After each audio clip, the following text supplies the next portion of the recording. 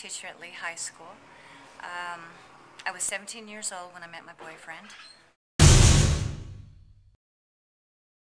I grew up in a home where my parents were damaged, and because they were damaged, they passed on that damage to me. I was abused as a child, both verbally and physically. More verbally, I think, that I was always told I was no good.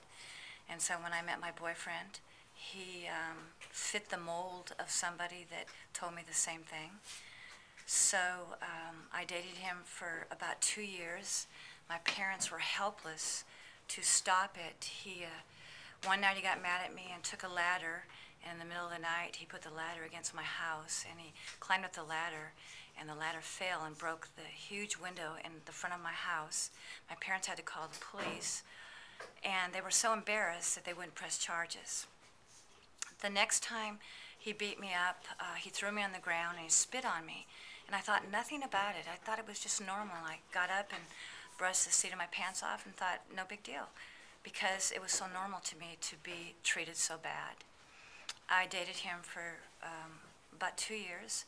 I went away to college and finished my first year of college. Loved it dearly. I was involved in sports. I set a national record in the hurdles. I was the youngest player on a varsity field hockey team on my way to Victoria, Canada, when I discovered I was pregnant.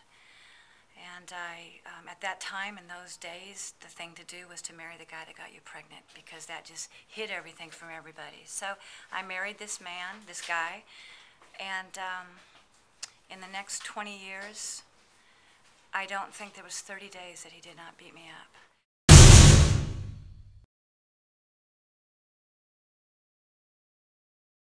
I tried to keep track on a calendar, thinking if I just got over 30 days, maybe I'd go 31 days before he beat me up, or 32 days. But in the 20 years, I can honestly say he beat me up every week. I probably had 2,000 black eyes. I had broken ribs, broken jaw, half my teeth were broken. My husband gave me sexually transmitted diseases 5 or 6 times. He probably had 100 affairs. I had 4 children. I was 1,800 miles away from my family, because an abuser always removes you away from your family. It's their mode of operation. They remove you so that you can't connect with people.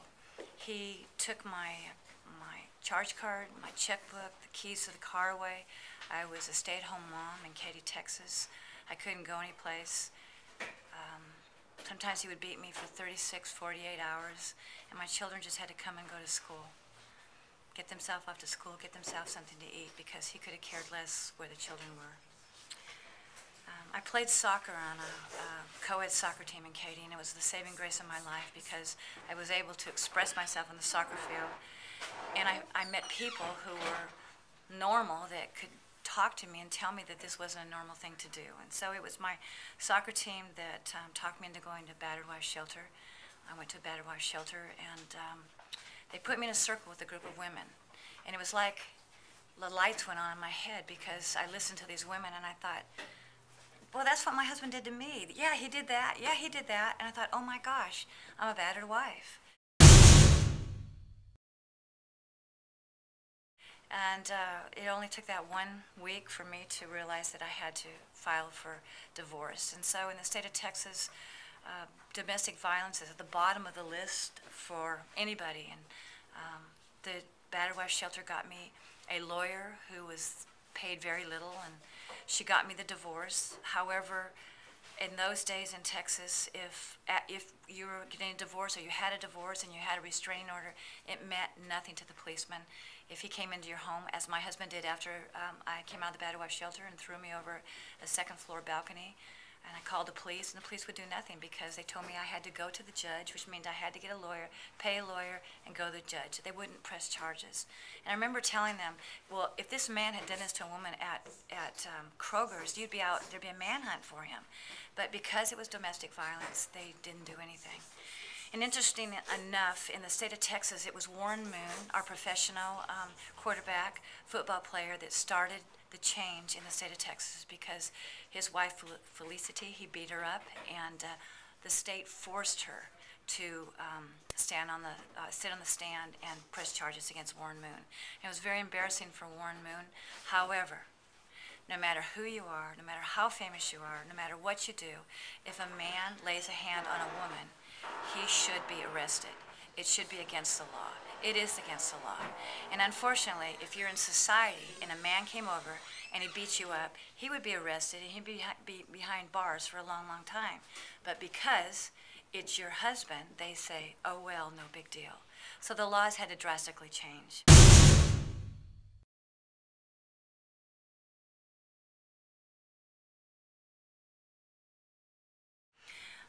My husband never paid me child support. He probably owes me well over $100,000. I had no health insurance for my children, and I had no job skills. So the only thing I could do was go to work clean houses. I cleaned houses. I was the maid for Katie for 15 years.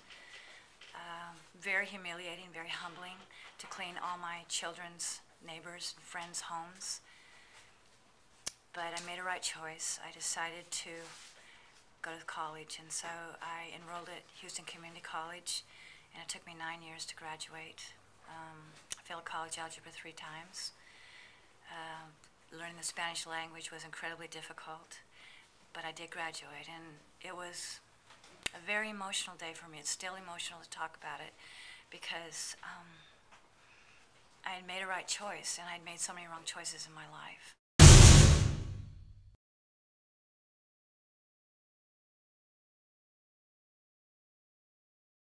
I guess what I'd like to say to young ladies, and I say this to women all over the place, if a man hits you once, he may be so mortified that he's done it, that he'll never do it again. And he will be so sorry, and you can walk through it, talk through it, and work it out. But the second time a man lays a finger on you, you need to press charges and you need to walk out the door. For someone that knows someone that's being abused, it takes a world of patience, a world of love, a world of understanding. It really takes psychiatric help because the woman is so damaged. I think it takes about, in my estimation, about 4 times being abused, and you're so hooked into this pattern that you're in this cycle and you can't get out of it. And it literally takes somebody explaining to you what this cycle is and helping you through it. And so I can't see very many people walking away from an abusive relationship without professional help. However, 2 things I guess I'd like to say is that you don't interfere in the middle of domestic violence. Police will tell you that it is probably the #1 danger for a policeman getting killed because there's just so much chaos at the time. And number 2, do something for that woman. And for that man, and for those children. I've lost my children. They have nothing to do with me. I have grandchildren I've never met. They lived a life of hell. There's no words to describe what they lived in. They're probably in denial a lot of what went on. And a battered woman does not go and say, do you know what your father did last night? He did this terrible thing, and tell them what they did. You hide it from your children because you don't want them to know. You want to protect them. So it pretty much messes them up because they know what's going on. So there's just a world of problems. And I know that they say every 7 seconds a woman is battered or abused. And I don't even know how much it is, but every several minutes a woman is killed in domestic violence. Anytime I hear the news and I hear that children and a wife have been killed, I know that it's been a husband or a boyfriend that's been involved because that's the way our world works, unfortunately. So I see girls here at school. We had a young lady this year that was abused by her boyfriend. We had to stop the car and help her as 3 guys were beating her up. Some of the officials in our school didn't want to do anything, and I went to the police and said we are going to press charges because that is the only way that they're going to realize that this is something serious and it is an offense. You cannot lay your hand on a female, let alone a male. You don't lay your hand on anybody. It's against the law.